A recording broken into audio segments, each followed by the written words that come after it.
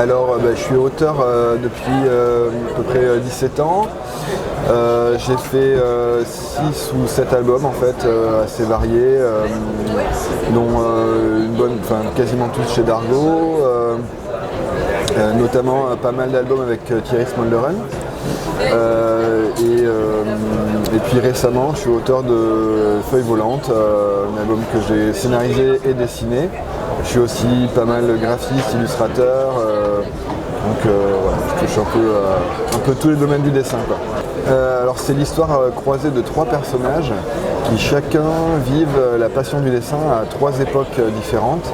Et donc c'est l'histoire croisée d'un jeune garçon qui s'appelle Max qui commence à apprendre la bande dessinée, qui a envie d'en faire son métier et qui va franchir des étapes de jeune auteur pour accéder à son rêve. Et puis il va commencer à écrire une bande dessinée sur l'histoire d'un moine copiste au Moyen-Âge. Et là on va commencer à rentrer dans l'histoire de ce moine qui s'appelle Raoul et qui est lui aussi passionné par le dessin, mais dans une époque qui n'est pas faite pour se lancer dans ce genre de passion. Donc il recopie les enluminures, mais un jour il voit apparaître les premiers imprimés faits par machine. Et ça va lui donner des nouvelles idées.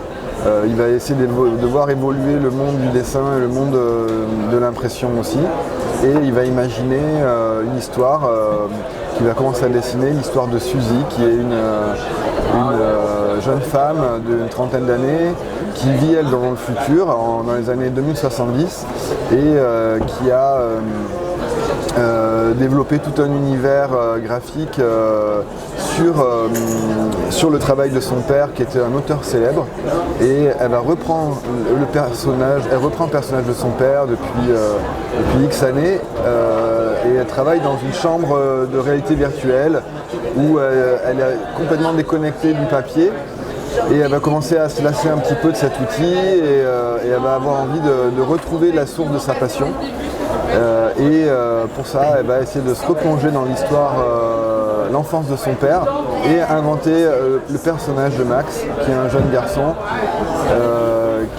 qui est l'histoire de son père qui commence à débuter la bande dessinée. Et là, on a une histoire circulaire où chaque personnage va lier l'un à l'autre, jusqu'à ce que les doutes commencent à les assaillir et du coup toute l'histoire est menacée de s'autodétruire et la vie même des personnages peut disparaître. Disons que comme je suis parti sur une histoire un peu alambiquée, comme je viens d'expliquer, mon idée c'était vraiment pas de perdre le lecteur dans un nœud narratif, donc je voulais vraiment l'accompagner dans la lecture.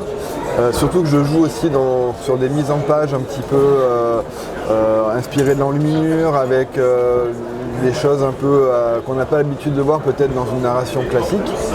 Donc je voulais accompagner le lecteur, notamment par une voix off qui raconte comme une sorte de conte en fait cette histoire.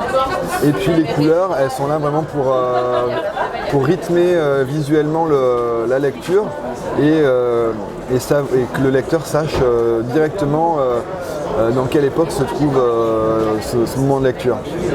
Et puis c'est bien sûr aussi les 3 couleurs qu'on retrouve au Moyen-Âge. Les premières couleurs avec lesquelles on a fait les premiers imprimés, et ainsi de suite, c'est un peu la base un petit peu de la quadrichromie, mais ces couleurs elles sont un peu diluées.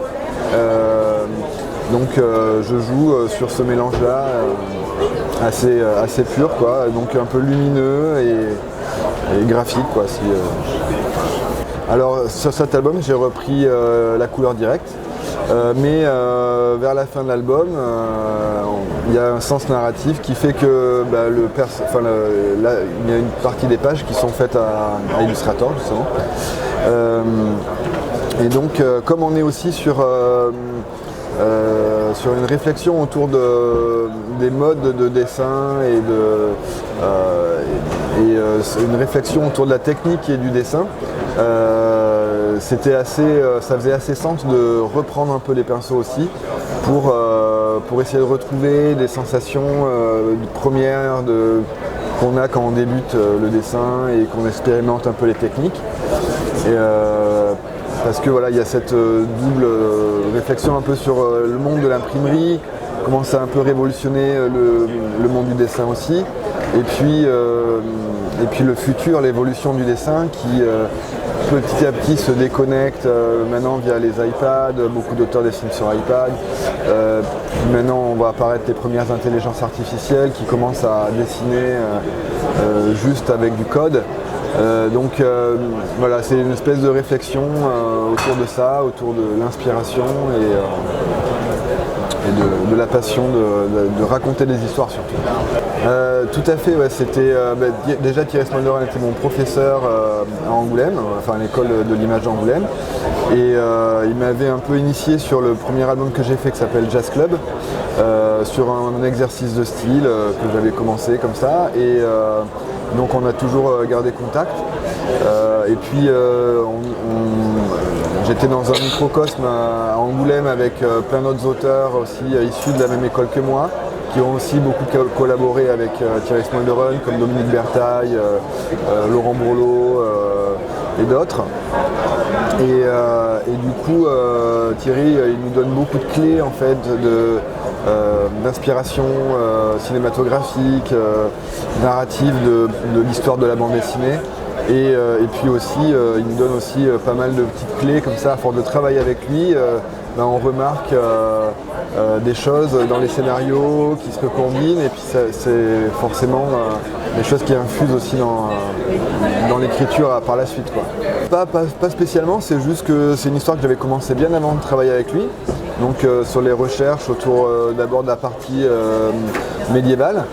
Et puis je trouvais pas vraiment l'axe de travail pour développer vraiment l'histoire comme je voulais, donc je l'ai mis de côté, et puis j'ai retrouvé Thierry qui m'a proposé toute cette série d'albums, et donc j'avais quand même envie de terminer ces recherches, cette histoire que j'avais commencé depuis presque une dizaine d'années, plus d'une dizaine d'années même, et donc voilà, j'avais envie vraiment de terminer ça et de boucler un peu cette histoire, quoi.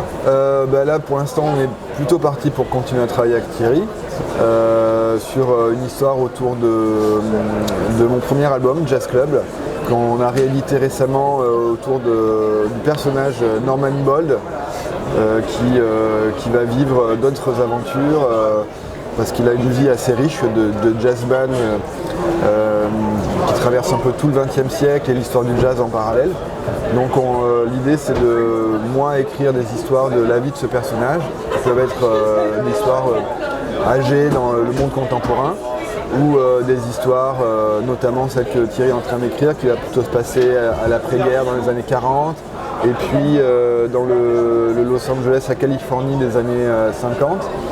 Donc en fonction des rencontres, ça peut être d'autres scénaristes qui viennent se greffer et m'écrire des passages de sa vie, ou moi qui en écris aussi. C'est un peu l'idée du prochain, de la suite, quoi. C'est peut-être Sampé, peut-être qui, comme beaucoup d'auteurs, hein, mais cette espèce d'arriver à simplification du trait, de l'idée et la poésie qu'il y amène, c'est toujours assez mystérieux, quoi. Je pense que rentrer dans sa tête, j'avais eu l'occasion de voir une espèce de masterclass qu'il avait fait quand il était venu ici à Angoulême il y a une dizaine d'années. Et il avait donné des petites clés comme ça de ce qui pouvait se passer dans sa tête, mais même lui apparemment c'était assez mystérieux aussi, donc c'est compliqué pour tout le monde.